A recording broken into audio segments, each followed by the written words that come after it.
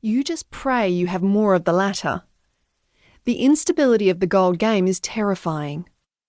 I am paid a percentage of the gold we find every month, meaning if we don't find any gold, my paycheck is zero. It's an anxious way to live your life, not knowing if you can afford to feed your family, manage your car repayments, or, God forbid, survive unforeseen breakdowns and sickness. For me, the lure of striking it rich, the thought that tomorrow I could be a millionaire, outweighs any worries that this instability brings. I can not only detach from the anxieties, but also place great faith in my ability to make it work. A life full of risk has always made me feel the safest, and stability has always made me feel the most unstable. I still haven't figured out if this is due to being born into the wild world of gold, my bipolar diagnosis, my substantial fear of stagnation, or a mixture of all three, or whether this is toxic and delusional or endearing and brave, for that matter. Either way, you need to be partly crazy to make it in the gold game, and I am yet to meet a gold prospector who doesn't fit that bill. The magic of treasure hunting is exhilarating, but there are some pitfalls. Growing up in a world dominated by men taught me three things. I will always have to fight for respect. My looks will be judged before my abilities. Qualities that would be praised in men will be demonized in women. These lessons have shaped the person I have become. I have sat at many tables where I constantly had to earn respect while surrounded by my male peers, who were handed it on a silver platter. It's taught me resilience, and that sometimes being called a bitch is one of the biggest compliments. A bitch is a woman with boundaries, and I've been called a bitch for as long as I can remember. All this knowledge has served me well in the complex world of gold hunting. It wasn't until recent years, though, that I realised this world, which at times seems mundane to me, is a world few people know anything about. It's a world shrouded in secrecy. I learned at a very young age to keep my mouth shut, but I believe these stories need to be told, especially those of my family.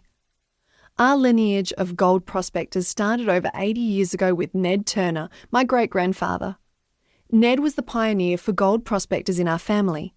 The famous Ned's Patch in the Murchison of Western Australia, where 800 ounces of gold was unearthed with a value of over $2 million in today's market, is one of my family's greatest finds to date. We haven't given up. It's in our blood. Chapter 1. The Old-Timer's Golden Legacy.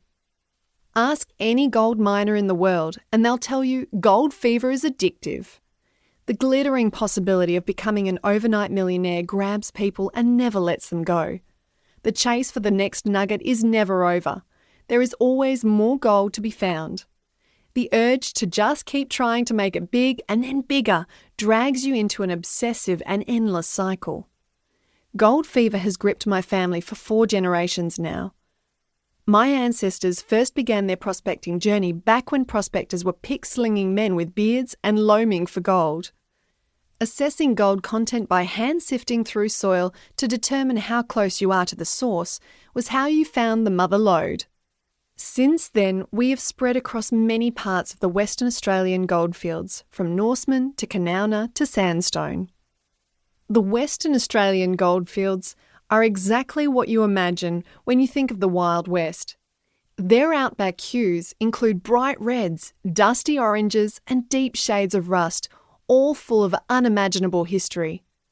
My mum Lecky has always described our goldfields as brutally unforgiving, but endlessly giving.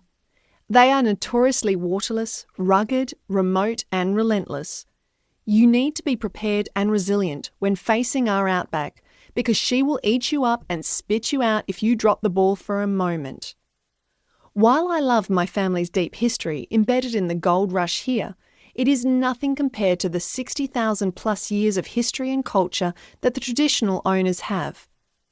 The Wangi people have been thriving in the harsh conditions here for tens of thousands of years, and were the first people to find gold in the outback. They even showed Paddy Hannon, who later started the Kalgoorlie Gold Rush, his first nugget. Gold is important to the Wangi people, and they worship it as part of their Chikorpa dreaming lore. If it wasn't for the Wangi people,